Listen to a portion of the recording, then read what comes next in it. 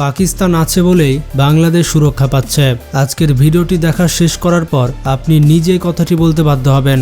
আপনারা কি জানেন 1971 সালের পর কেন ভারত ঢাকা ছেড়ে যেতে বাধ্য হয়েছিল? এই ইতিহাস আমাদের কেন বলা হয় না? পাকিস্তান না থাকলে বাংলাদেশ আজ ভারতের একটি প্রদেশ হতো। এ কথা হয়তো বিশ্বাস করবেন না, কিন্তু বাস্তবতা আপনাকে বোঝাবো আজকে। বাংলাদেশ কি এখনো হায়দ্রাবাদের ভাগ্য বরণ করতে পারে? দেখুন বন্ধুরা, বিশাল সামরিক বাহিনী নিয়ে বিশ্বের চতুর্থ বৃহৎ সামরিক বাহিনী হচ্ছে ভারত। ভারত বাংলাদেশ পাশাপাশি হলেও ভারতের সাথে বাংলাদেশের সামরিক শক্তির কোনো তুলনায় চলে না। ভারত পৃথিবীর চতুর্থ শক্তিশালী দেশ আর আমরা পৃথিবীর 37তম শক্তিশালী দেশ। তো এটা 19-20-এর তফাৎ না, 19 লাখ 20 লাখের তফাৎ। ভারত হয়তো চাইলেই বাংলাদেশে আগ্রাসন চালিয়ে যখন তখন দখল করে নিতে পারে, আবার ভারত যেটা চায় তাতে কোনো সন্দেহ নেই। অন্যদিকে পাকিস্তানের সামরিক শক্তি আজকের এই অবস্থানে না হয়ে যদি বাংলাদেশের মতো সামরিক শক্তি হতো, তাহলে ভারতকে কখনোই কাউন্টার দিতে পারত না দেশটি। সময়ের সাথে সাথে সব প্রতিকূলতা পেরিয়ে পাকিস্তান সামরিক শক্তি বৃদ্ধি করেছে বলেই আজ ভারতের বিরুদ্ধে সমান হয়ে দাঁড়িয়ে আছে পাকিস্তান।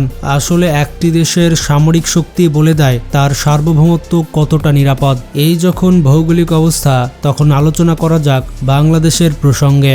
দিন যত যাচ্ছে আমাদের সার্বভৌমত্ব যেন ততটাই অরক্ষিত হয়ে যাচ্ছে।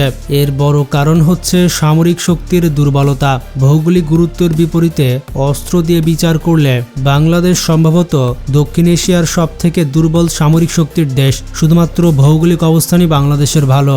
আর এই অবস্থা চলতে থাকলে বাংলাদেশকে ভারতের হায়দ্রাবাদের মতো পরিণতি ভোগ করতে হবে বলে মনে করছেন সামরিক বিশ্লেষকরা। আর ভারতও সেই অপেক্ষাতে আছে। তবে প্রশ্ন হচ্ছে, বাংলাদেশ যেহেতু সামরিকভাবে দুর্বল, তাহলে কেন ভারত এখনো বাংলাদেশে সামরিক অভিযান চালায়নি? উত্তরটা হচ্ছে পশ্চিম সীমান্তে থাকা পাকিস্তানের সামরিক বাহিনী।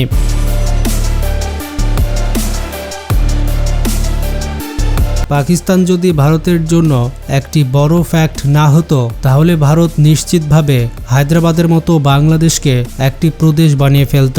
71 সালে পূর্ব পাকিস্তানের মতো পশ্চিম সীমান্তেও যদি পশ্চিম পাকিস্তান পরাজিত হতো, তাহলে ভারতীয় সেনাবাহিনী কখনোই ঢাকা ছেড়ে যেত না। পশ্চিম পাকিস্তানের সাথে পেরে ওঠেনি বলেই ভারত বাংলাদেশকে স্বীকৃতি দিয়ে একটি নির্দিষ্ট সময় পর ঢাকা ছেড়েছে।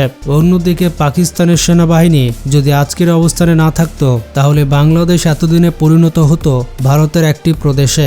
দেখুন, যে যত মুক্তিযুদ্ধের চেতনা বিক্রি করুক না কেন, পাকিস্তান মিলিটারি যত শক্তিশালী হবে, বাংলাদেশের নিরাপত্তা ও সার্বভৌমত্বের নিশ্চয়তা তত বাড়বে। এমনটাই মনে করেন সামরিক বিশেষজ্ঞরা। কারণ বাংলাদেশে আগ্রাসন চালালে একমাত্র পাকিস্তানি আছে যারা 71 সালের প্রতিশোধ নিতে ভারতের বিরুদ্ধে ঝাঁপিয়ে পড়বে।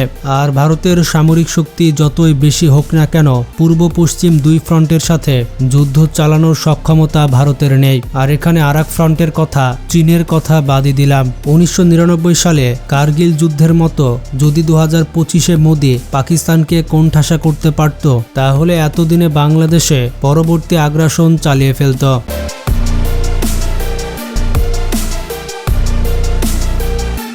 সামরিক বিশ্লেষকরা মনে করেন ভারতের 2025-এ পাকিস্তানে আগ্রাসন চালানোর চেষ্টা করার মূল উদ্দেশ্যই ছিল আমাদের এই ভূখণ্ড বাংলাদেশ।